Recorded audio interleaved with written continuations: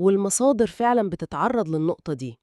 أكيد طبعا تطبيق أي منهج، وخصوصا لو ليه جذور مختلفة زي ما بتقول، على مادة تراثية حساسة زي دي، بيفتح نقاشات واسعة، نقاشات حول الحدود والتأويلات، إيه المقبول وإيه الممكن. وفعلا فكرة الأنسنة دي في ناس بتشوفها خطوة ضرورية عشان نربط الدين بالحياة، وناس تانية. وناس تانية ممكن تتحفظ عليها خوفاً مثلاً من إن البعد الإنساني يطغى على البعد الإلهي أو الروحاني.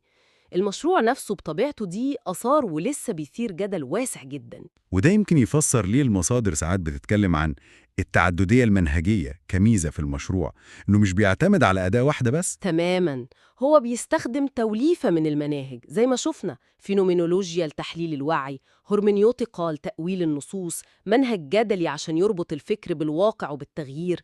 ده غير أدوات تانية زي التحليل اللغوي والنقد التاريخي وغيره. المصادر بتطرح إن